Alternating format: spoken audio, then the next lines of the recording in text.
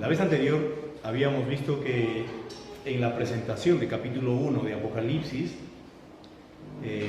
recibimos la bendición del Padre, del Espíritu Santo y de Jesús. Y de Jesús dice que Él nos amó y nos lavó de nuestros pecados con su sangre y nos hizo reyes y sacerdotes. Y la función de reyes lo vamos en mi entender, lo vamos a realizar en el futuro cuando Jesús venga a reinar y nosotros con Él.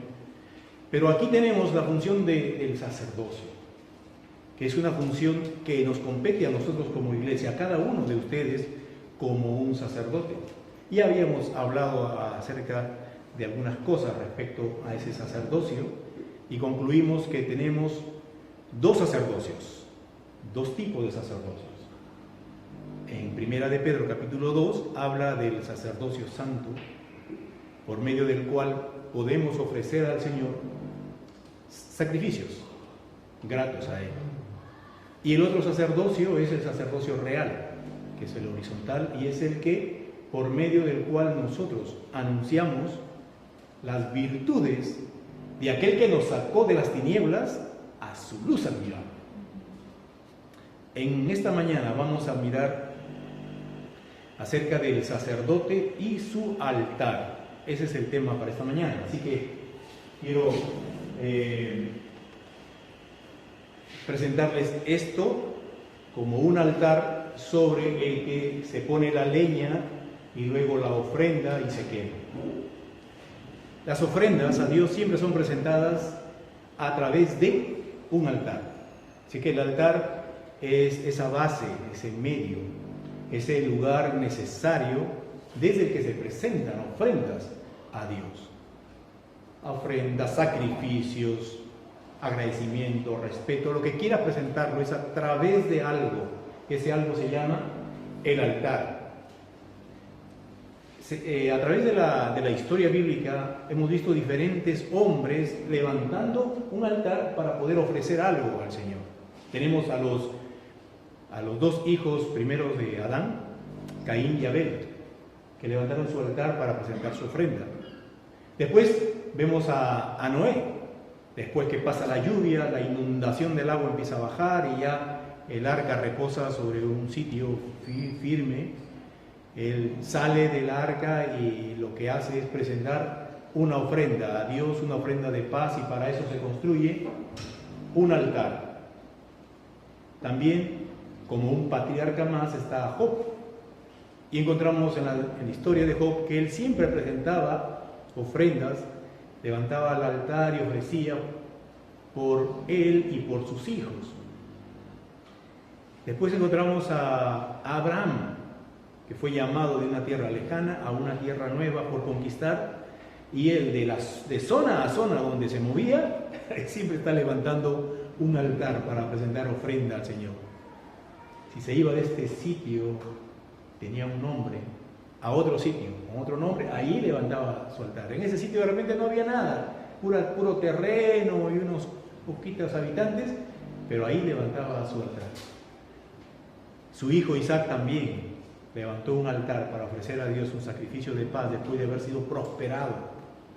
Y ahí estaba junto a un rey que le dijo: mejor ándate porque tú te has vuelto muy poderoso y no va a haber pleito. Así que va a un sitio a Gerar y ahí levantó un altar de agradecimiento a Dios porque había sido prosperado.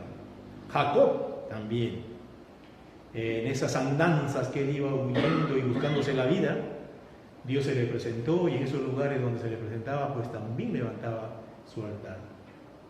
Así encontramos a Moisés también, que él levantó varios altares al Señor, como este líder que había liberado por medio del poder de Dios a este pueblo. Y con Moisés viene ya el establecimiento de que solamente podían levantar altares los de la familia de Aarón, los levitas, especialmente en la casa de Aarón.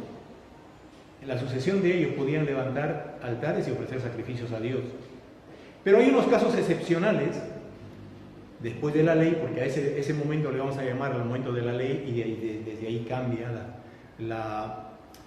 el derecho de poder levantar un altar, ya cambió solamente exclusivamente a los descendientes de Aarón, pero también se le permitió a otras personas cuando Dios se lo pedía. Por ejemplo, se lo pidió a Josué. Dios le dijo, que lo vamos a leer también, que cuando entrara a la tierra prometida y cuando ya esté ahí, tiene que subir a un monte llamado el monte Ebal y ahí hacer un altar a Dios y ofrecer sacrificio. Y ahí se toman los samaritanos para decir, nuestros padres nos dijeron que en este monte se debe adorar a Dios, porque así fue. Cuando Josué llegó, pues ahí levantó un altar y adoró a Dios y se le quedó como tradición a los samaritanos. Bueno, después también encontramos a Gedeón, que no es de la tribu levítica ni descendiente de Aarón, pero Dios le pidió que levantara un altar. También encontramos a David, que levantó un altar, y por ejemplo a Elías, que son personas que Dios les permitió que levantasen un altar. Vale, esto como introducción. Ahora, ¿qué significa para nosotros un altar? ¿Qué es para nosotros un altar? Así que vamos a ir a algunos versos en la palabra de Dios en el Nuevo Testamento, lo cual nos compete a nosotros como iglesia, como nuevo pueblo, y vamos a mirar los tips que la palabra nos da acerca de qué es nuestro altar. Así que vamos en primer lugar a Hebreos, en el capítulo 13. Capítulo 13 está hablando de Jesús y de la ofrenda que Él fue, en comparación con las otras ofrendas del sacerdocio levítico, el antiguo, que ya no sirve. Jesús ofreció una ofrenda permanente, ¿no? Entonces, en el verso 10 dice, tenemos un altar. ¿Qué está diciendo aquí el escritor? ¿A quién lo dice? A la iglesia. Iglesia, tú tienes un altar. ¿Así cuál es? Tú tienes un altar. Y dice aquí, tenemos un altar del cual no tiene derecho a comer los que sirven al tabernáculo, refiriéndose al sacerdocio levítico. Eso ya pasó, eso ya no sirve. Nadie ahora en la actualidad puede levantar un altar, poner leña, poner un cabrito en pedazos y quemarlo a Dios y que Dios se va a agradar. Eso ya no funciona ahora. Eso ya quedó obsoleto. El sacerdocio levítico ya quedó atrás. Ahora Dios tiene un nuevo pueblo, un nuevo trato, una iglesia que tiene la función de ser sacerdote y que también tiene un altar. Y aquí se describe, tenemos un altar del cual no se beneficia el sacerdocio antiguo, sino nosotros. Ese altar es Cristo. Refiriéndose a Jesús, tenemos un altar del cual no tienen derecho a participar los sacerdotes antiguos, los levíticos. Y en el verso 15 dice, así que ofrezcamos siempre a Dios por medio de Él, o sea, de Jesús. Por medio de Él podemos ofrecer sacrificios de alabanza, es decir, frutos de labios que confiesen su nombre. A través del altar se pueden ofrecer los sacrificios. Y aquí en el verso 13 dice, así que ofrezcamos siempre a Dios a través de Él, a través de Cristo, es nuestro altar, podemos ofrecer sacrificios a Dios. Entonces aquí tenemos, en primer lugar, algo acerca del altar nuestro. Cristo es el medio por el cual nos acercamos a Dios.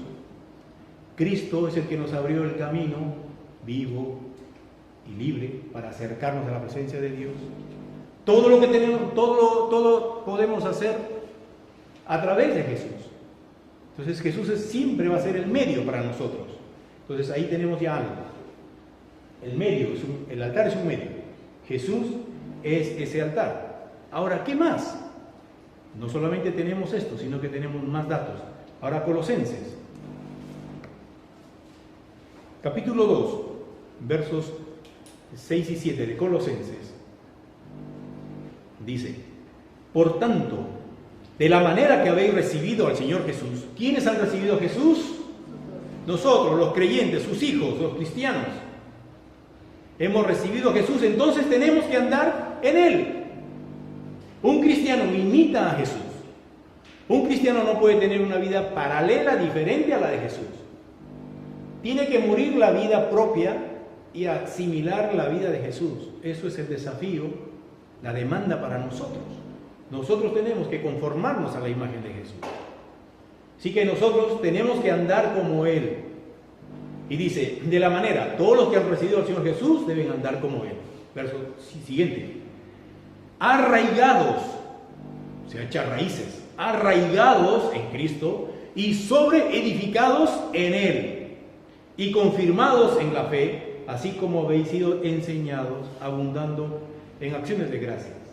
La idea aquí que se presenta es que Jesús es la piedra base sobre la cual nosotros tenemos que arraigarnos y sobreedificarnos.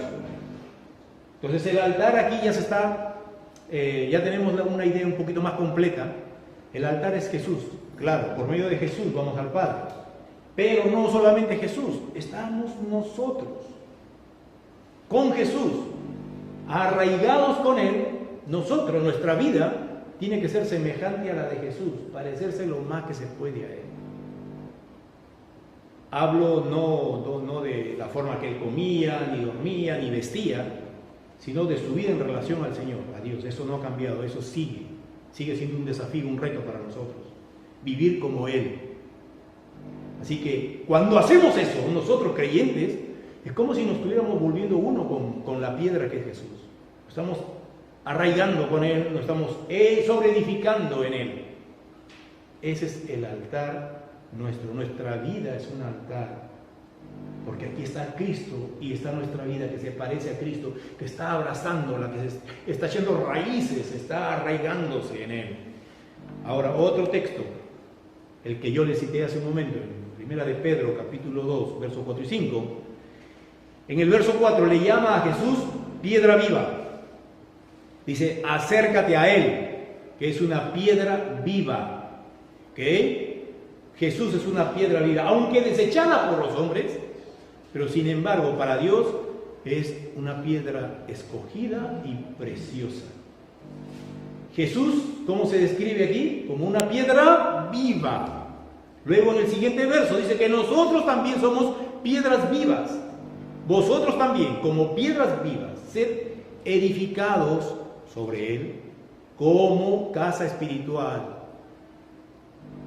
como edificio espiritual, como templo espiritual. Ser edificados como casa espiritual y sacerdocio santo para ofrecer sacrificios espirituales. Así que el altar es Cristo primero en nosotros y después nuestra vida parecida a la de Jesús.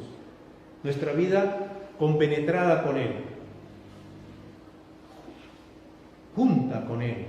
O sea, nosotros sobreedificados en Cristo. Ese es nuestro altar. A través de nosotros se va a llevar las ofrendas o lo que queramos darle a Dios. Y en nosotros tiene que vivir Cristo en nuestra vida semejante a Él.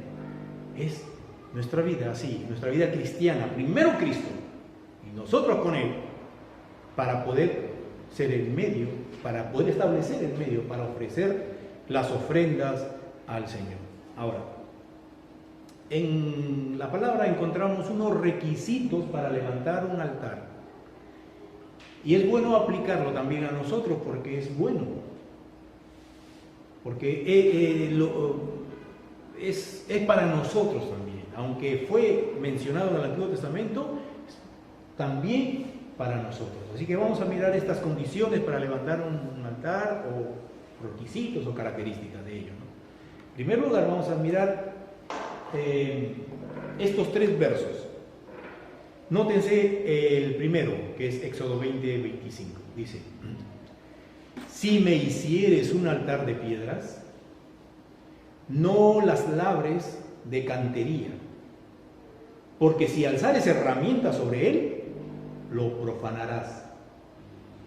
Dios, que está pidiendo aquí, piedras que no sean labradas, que no sean talladas, que no se hayan levantado sobre ellos algún instrumento para moldearlas. Quieren piedras naturales.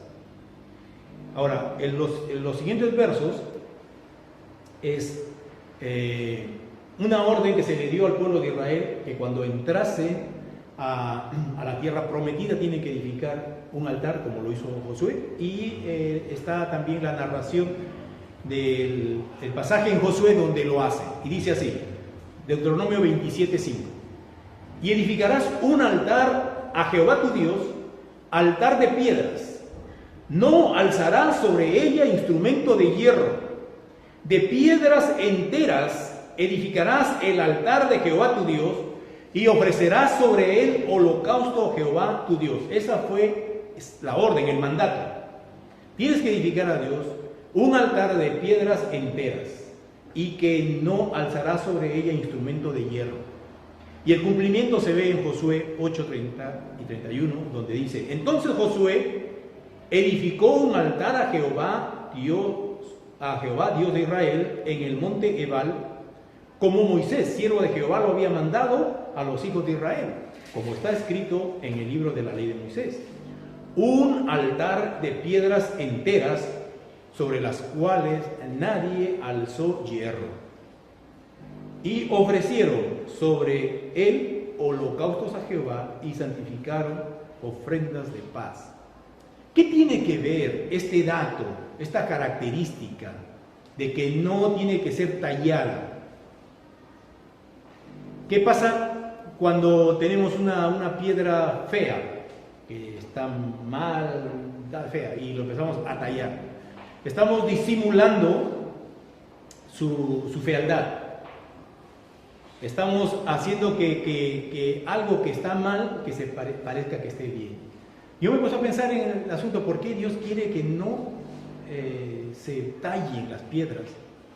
Cuando talladas pueden quedar mucho mejor, pero Él quiere piedras naturales, así como se las encuentra, enteras. Y me hace pensar un poco en que cuando Dios nos mira a nosotros, no mira la apariencia ni la talladura que hemos puesto en nuestra vida, con un montón de, títulos que hemos conseguido, adornos que nos hemos puesto, lo que fuese. Dios mira el corazón y sabe cómo es esa persona. Sabe si realmente es hermosa o no. Así se haya maquillado de lo mejor afuera, Dios está mirando si es hermoso en lo interno. Entonces, Él no mira aquellos adornos que nosotros nos podemos colocar a nuestra propia vida. Él no quiere ese tipo de talladuras, quiere así como tú eres. O sea, algo natural, no forzado, no hipócrita en ese sentido. Que sean piedras naturales, si son, que sean lo que sean, si son, o sea, son lo que son, eso es. Sin hermosear lo feo, sin fingimiento, sinceros, como nos pone a nosotros en Hebreos 10:22, que tenemos que acercarnos a Dios de una forma sincera, así como somos. No podemos engañarle a Dios con una falsa máscara, una falsa apariencia. No podemos engañar a Dios. Dios ve lo interno. Dice: acércate a Dios con corazón sincero. Dios conoce tu corazón y ve si es que realmente hay sinceridad. Él quiere la piedra natural que hay en ti. Y si es que naturalmente eres feo, espiritualmente hablando, no calificas. Por más que te hermosees, Dios ve que eres una piedra imperfecta y no te recibe. Si vas a edificar un altar a Dios, tiene que ser como de una forma natural, lo que tú eres. Si calificas, calificas, y si no calificas, no calificas, no puedes engañarle a Dios. Ese es el sentido. O sea que nosotros tenemos que procurar desarrollarnos para ser naturalmente aceptables a Dios. Acerquémonos con corazón sincero, en plena certidumbre de fe, purificados los corazones de mala conciencia y lavados los cuerpos en agua pura. Entonces, una característica que quiero señalar es que Dios ve cómo eres naturalmente. Los disfraces no le engañan a Dios. Él mira si realmente calificas o no, naturalmente. Segundo punto, Dios quiere no algo que te sobre, entregarle a Él algo que no te vale y se lo das. Él quiere algo que te cueste. Y voy a leerles un pasaje aquí en la palabra que le pasó a David. David, pues, cometió un pecado. El pecado fue de ensoberbecerse, se le subió orgullo. Tal vez, él pensaba, cuán poderoso soy. Porque como Dios había afirmado su reino y era grande, él quería saber, a ver, ¿con cuánto cuento? ¿Cuál es mi poder, mi fuerza? Y cometió el pecado de censar al pueblo. Mandó censar, a pesar que el consejero que estaba al lado le dijo que no cometiese pecado, llamándole así. Él dijo, no, de todas maneras, anda. Y demoraron 9 meses contando a la gente y vinieron con los resultados. Y cuando vine con los resultados, le entró en el corazón de David un temor porque había hecho mal. Sintió que había hecho mal y se arrepintió. Sin embargo, Dios envió a Agar, su profeta, y el profeta Agar le dijo, tienes 3 cosas para escoger. Tienes 3 castigos de parte de Dios para escoger uno de ellos. El primero es 7 años de hambre aquí en todo tu reinado, en toda tu tierra, en toda tu gente. 7 años de escasez, de hambruna. O 3 meses tú siendo perseguido y huyendo de tus enemigos y ellos persiguiéndote. O 3 días bajo una peste mortal que yo enviaré a todo el pueblo. Así que David tembló porque los 3 eran feos, malos. Sin embargo, él escogió entre los 2 últimos, porque eran de duración más corta. Y él dijo, 3 meses siendo perseguido por mis enemigos, yo huyendo, los hombres contra mí, o aquí Dios contra mí, mandando esta peste. Y él escogió mejor la parte de Dios, porque dijo, puede hacer que Dios en su misericordia lo acorte, como realmente fue. Y él escogió los 3 días de plaga, de peste. Y vinieron la peste y mató a 70,000 personas. Y cuando ya el ángel vengador se acercaba a Jerusalén para ir contra la ciudad, Dios tuvo compasión y le dijo al ángel que se detuviera. Y justamente se detuvo en un terreno que era de Arauna, un hombre, un jebuseo. Se detuvo ahí el ángel y David lo vio al ángel detenerse. Y vino el profeta Gad y le dijo, anda a ese terreno y levanta un altar ahí, unas ofrendas de paz a Dios para que cese la mortandad. Y se fue inmediatamente David. Y cuando Arauna lo vio, se fue ante él, se inclinó y le dijo, rey, ¿a qué vienes? Y eso es lo que le voy a leer aquí. Está en 2 de Samuel capítulo 24, desde el verso 18, y dice, y Gad vino a David aquel día y le dijo, sube y levanta un altar a Jehová en la era de Arauna Jebuseo. Y subió David conforme al dicho de Gad, según había mandado Jehová. Y Arauna miró y vio al rey y a sus siervos que venían hacia él, y saliendo entonces Arauna se inclinó delante del rey rostro a tierra. Y Arauna dijo, ¿por qué viene mi señor el rey a su siervo? Y David respondió, vengo para comprar de ti esta era, a fin de edificar aquí un altar a Jehová, para que cese la mortandad del pueblo. Y Arauna le dijo a David, tome mi rey, tome todo lo que hay acá y ofrezca a mi señor el rey lo que bien le pareciere. He aquí, yo también tengo bueyes, tómelo para el holocausto, y aquí los trillos y los yugos de los bueyes, utilízalo para leña. Todo esto, oh rey, Arauna te lo da. Luego dijo Arauna al rey, Jehová tu Dios te sea propicio. El verso 24 está esta respuesta de David. el rey dijo a Arauna: no, sino que por precio te lo compraré, porque no ofreceré a Jehová mi Dios holocausto que no me cueste nada. Entonces David compró la era y los bueyes por 50 siclos de plata, y edificó allí David un altar a Jehová, y sacrificó holocaustos y ofrendas de paz, y Jehová oyó las súplicas de la tierra y cesó la plaga en Israel.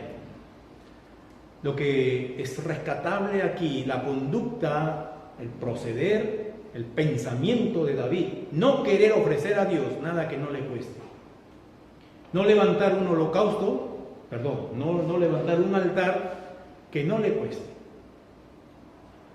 Y me hace reflexionar en cuántas veces nosotros le damos a Dios, bueno, aquello que nos sobra.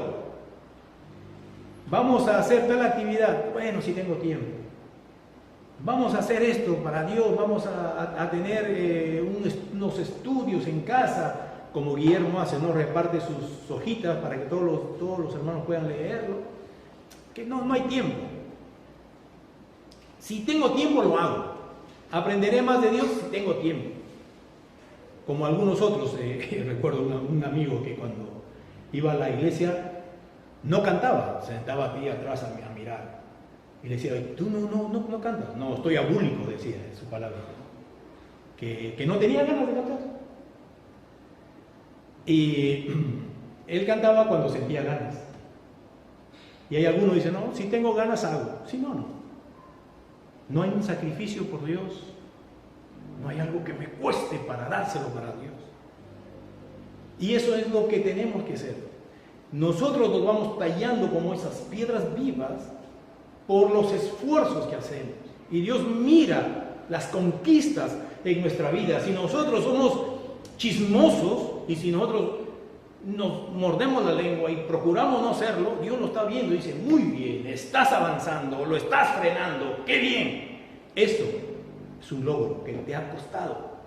Si tú no puedes perdonar, estás siempre rencoroso, recordando, o decir: ya me la pagarás, ya caerás en mis manos, dentro de ti estás pensando, porque eres rencoroso, no vengativo, no puedes perdonar. Desde el día que tú digas: sí, aún me morderé mi orgullo, lo que fuese, pero voy a perdonar, ese día has conquistado algo.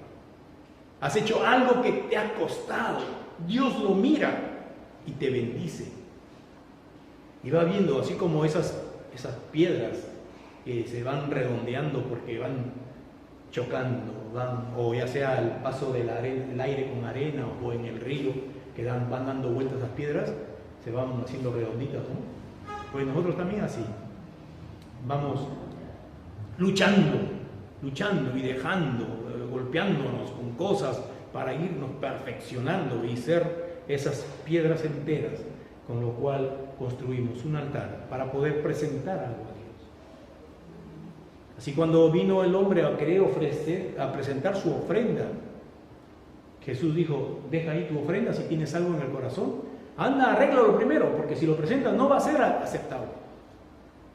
Me hace recordar a Saúl. Saúl era un rey, el primer rey que tuvo el pueblo de Israel. Y él, en su posición de rey, así como lo hizo también en un tiempo Usías, que creía que porque era rey podía también presentar ofrendas a Dios. Y él construyó un altar y puso su leña y holocaustos, y respuesta de Dios no vino. ¿Por qué? Porque Dios no acepta así nomás las cosas. Tiene que primero ser autorizado por Dios. Segundo lugar, ver cuál es el propósito que tú tienes. ¿Cómo es tu corazón?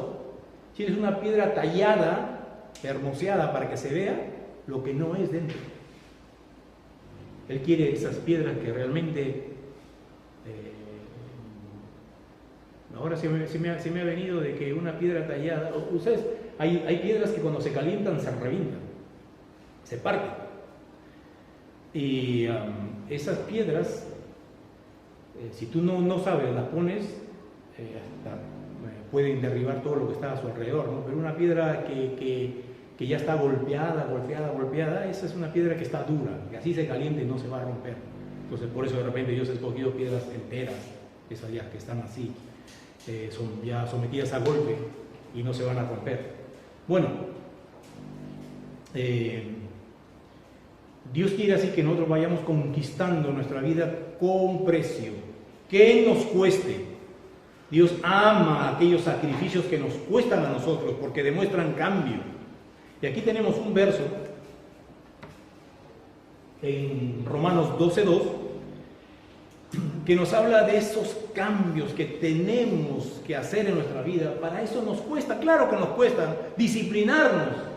Tenemos que disciplinarnos, eso cuesta. Tenemos que ejercer dominio propio, tenemos que mucho esfuerzo para hacer esos cambios, para lograr. Con esfuerzo también nos despojamos de las cosas viejas, con esfuerzo nos revestimos de las cosas nuevas.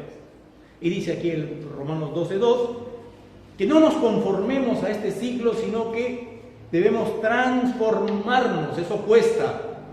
Tenemos que transformarnos, para eso tenemos que decidirnos, disciplinarnos y poner en acción algunas cosas para transformarnos por medio de la renovación de nuestro entendimiento, para que así podamos comprobar la voluntad de Dios. Entonces, una de las cosas que también Dios quiere que nuestro altar sea de un altar que presente cosas que nos ha costado.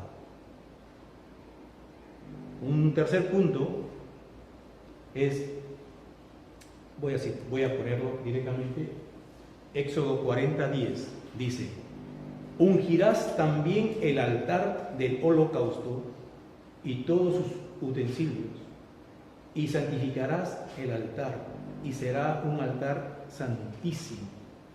El altar que Dios quiere es un altar santo, santo en las dos concepciones.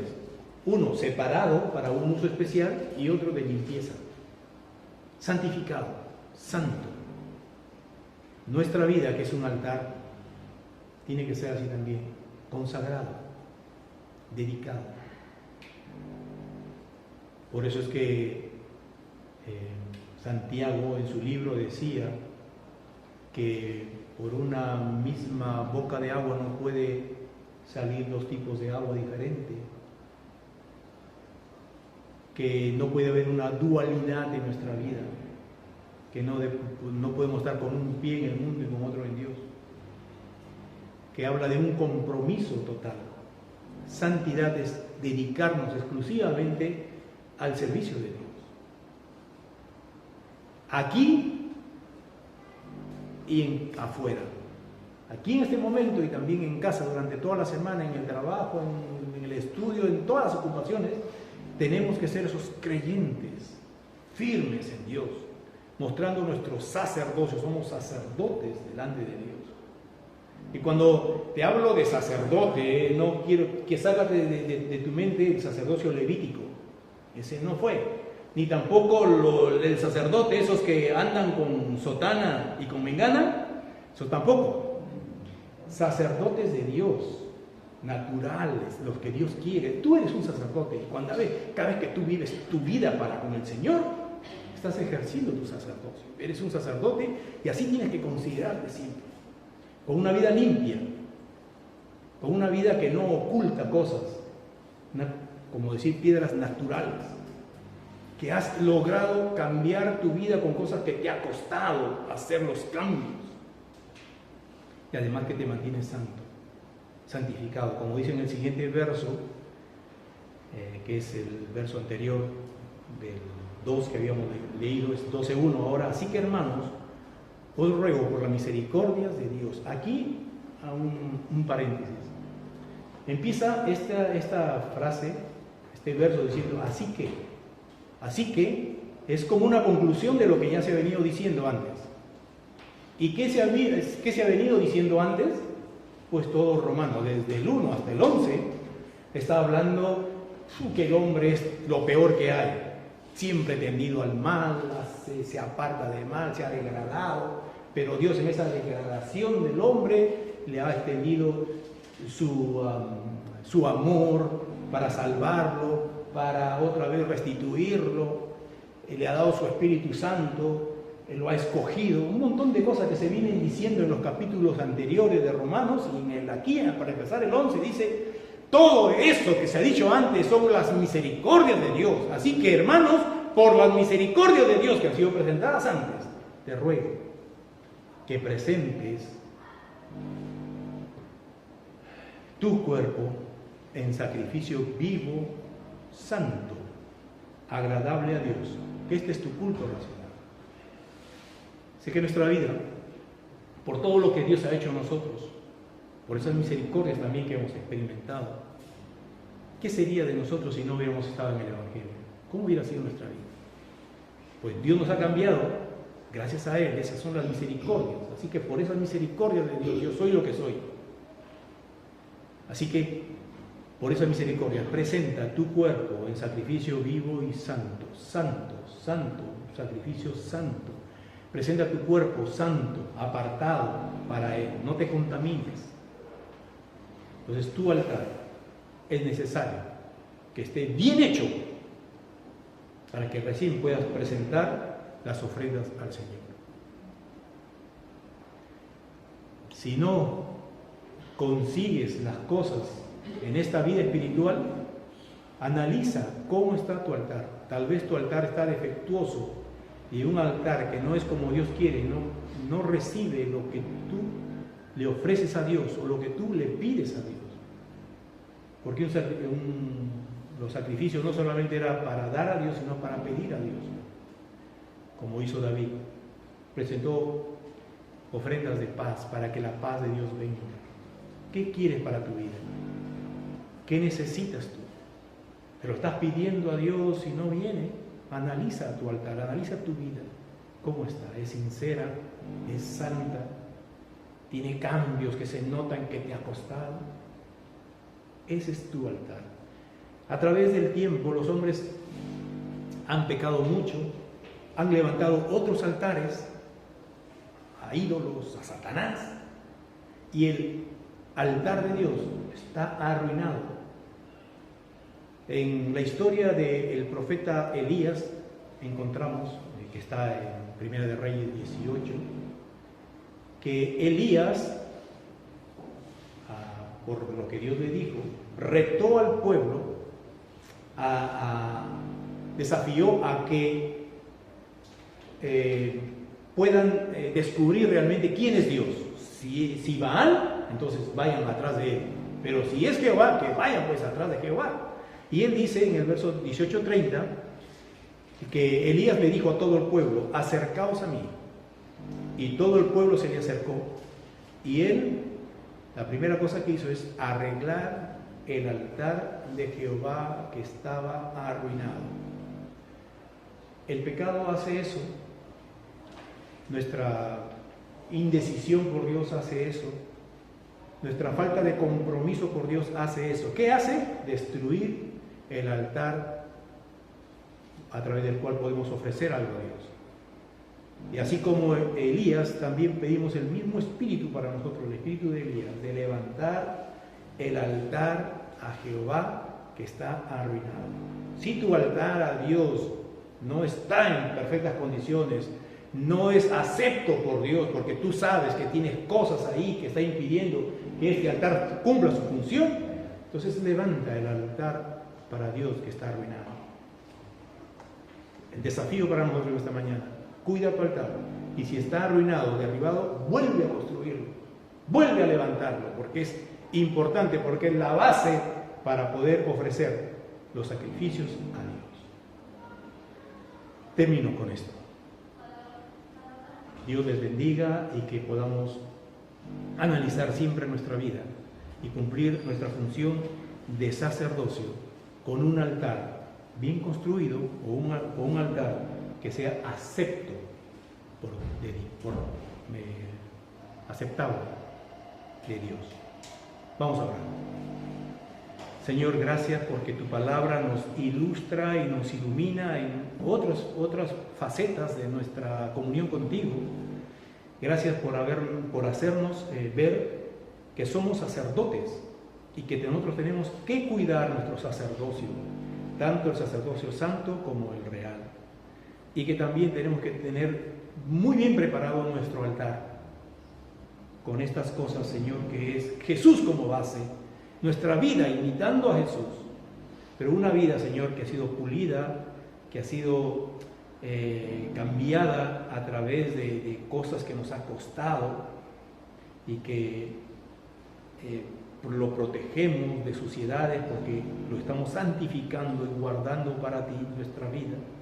A través de una vida así, de un altar así, podemos ofrecer las cosas hacia ti, podemos pedirte las cosas a ti, puede haber una comunión contigo, Señor.